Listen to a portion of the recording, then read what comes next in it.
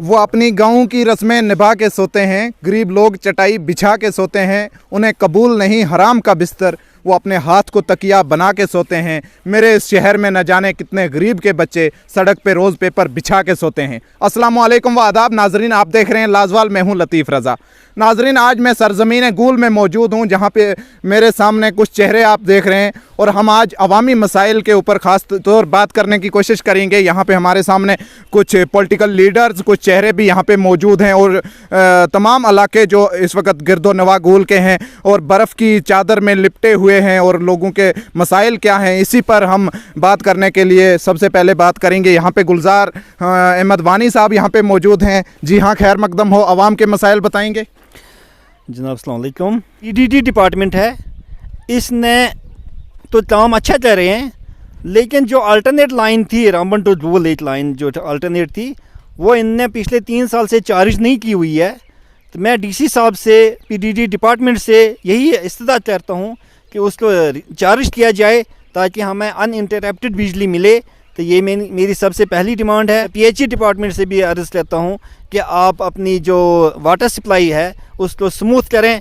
तो सबसे बड़ा मसला पानी और बिजली का है। ये सबसे बड़ा मसला बिजली और पानी का है। साथ ही साथ हमारे सामने अल्ताफ़ हुसैन लोन भी यहाँ पे मौजूद हैं। अल्ताफ़ साहब, इलाकों में कैसा इस वक्त क्या शिकायतें देखने को मिल रही हैं? इस वक्त बर्फ़ है और लोगों में क्या खासकर मुश्किलात हैं उन इलाकों? पता ही है, बेमदासा है हमारा, ढेड़ा, इंद, छछवा, गूल, कलीमस्ता सारे इलाके हैं। लेकिन बदकिस्मती की बात यह है कि बिजली डिपार्टमेंट, पीएचई डिपार्टमेंट हो जाए, कोई भी डिपार्टमेंट में गवर्नमेंट ने जो फैसला लिया, जो पीएचई के डेली वेजर्स, बिजली के डेली वेजर्स, बाकी जो डेली वेजर्स हैं, उन लोगों को इन्होंने काम पे नहीं लगाया हुआ है और मैन पावर बहुत कम न होने के बराबर है, जिसकी वजह से यहाँ की रेस्टोरेशन जो है बड़ी मुश्किल से हो रही है।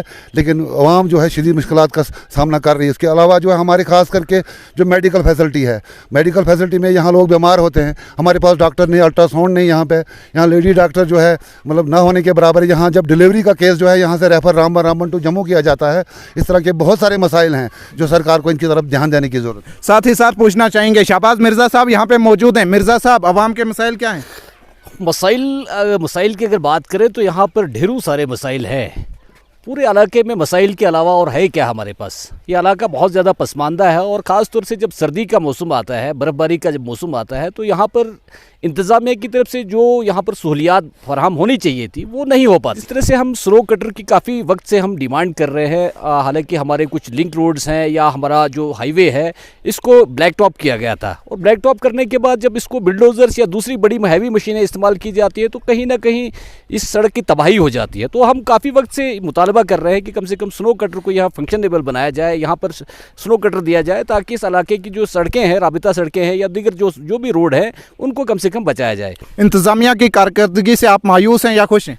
देखिए, इंतज़ामिया का जहाँ तक मसला है तो हम ना ही खुश हैं और ना ही उनसे मायूस हैं, क्योंकि कहीं ना कहीं जो सरकार की पॉलिसीज़ है और हमारे इलाके की तई जो सरकार की पॉलिसीज़ है वो बड़ी अजीब व गरीब किस्म की है। मायूस कुछ शहर दे लोग भी जालम सन, कुछ सनों भी मरंदा शौक से। साथ में हमारे सामने खादम हुसैन वानी भी हैं और नौजवानों की तरफ से काफ़ी बोलते रहते हैं। इस वक्त बताना चाहेंगे क्या मसाइल हैं गूल के? जब भी यहाँ पे बर्फ़बारी होती है, सबसे पहले हमारा जो ट्रांसपोर्ट है वो कट ऑफ हो जाता है, उसके बाद हमारा कम्युनिकेशन जो है वो कट ऑफ हो जाता है।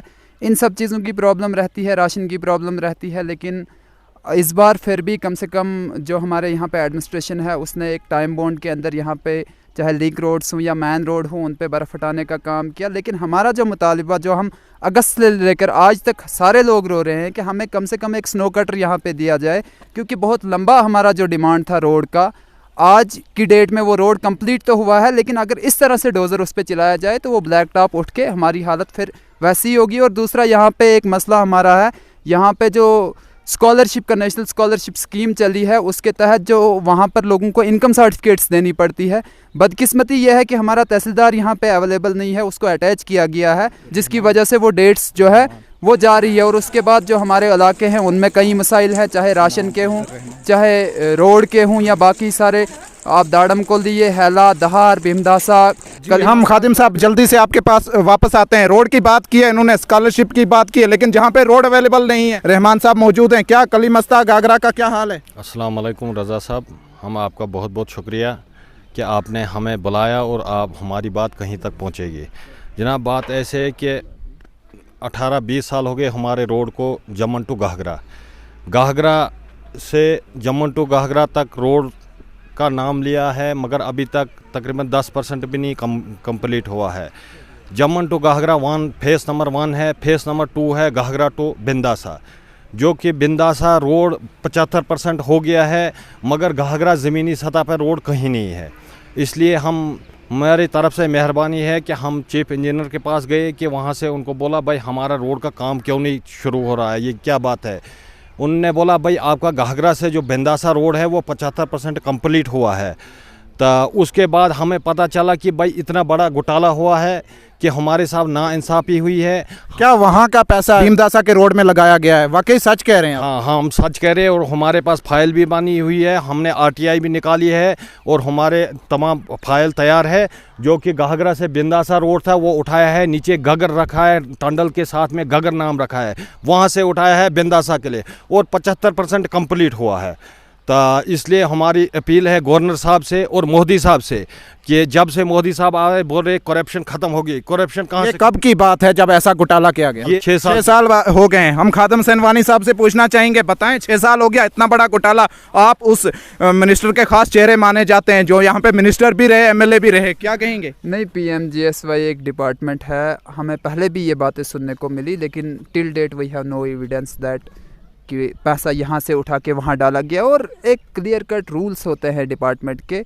आपका एक रोड का जो हेड होता है वो अलग होता है, दूसरे रोड का हेड अलग होता है। PMGSY का रोड जो अपना प्रोजेक्ट कलीमस्ता वाले रोड का बना हुआ है, उसमें जो पैसा होगा वो कैसे आप भीमदासा वाले के प्रोजेक्ट पे, भीमदासा का एक अलग प्रोजेक्ट बना हुआ है बाज़ाब्ता तौर पे, वो सेक्शन हुआ है, उसके बाद वो रोड वहाँ कलीमस्ता के रुका क्यों है काम फिर? कलीमस्ता के रोड की सितम ज़रीफ़ी ये है, एक तो वो ठेकेदार जो है, मेरी डिपार्टमेंट से रिक्वेस्ट है कि उसको ब्लैक लिस्ट किया जाए और वहाँ पर नया टेंडर किया जाए। और दूसरा बदनसीबी यह है कि वहाँ पर जो वो पुल्स बनाने हैं हमने, ठेकेदार के आने और जाने में इतने साल लग जाते हैं और इसीलिए ये काम बार बार रुक रहा है। ठेकेदार इज समथिंग डिफरेंट। मैं ये कह रहा हूँ कि वहाँ पर जो पुल लग रहे हैं, वहाँ पर कम से कम 4 पुल जो कलीमस्ता तक पहुँचने के लिए रोड को 4 पुल लग रहे हैं, उनमें पैसे की रिक्वायरमेंट बहुत ज़्यादा है। अब मैं आपके ज़रिए इस सरकार से पूछूंगा, 6 साल से तो मैं सरकार में नहीं हूँ, 6 साल से तो सेंटर में कहीं और की सरकार है, लेकिन जिस लीडर मौसूफ के साथ आप हैं उनकी तरफ से कहीं ना कहीं कोताही की गई है। I am accountable.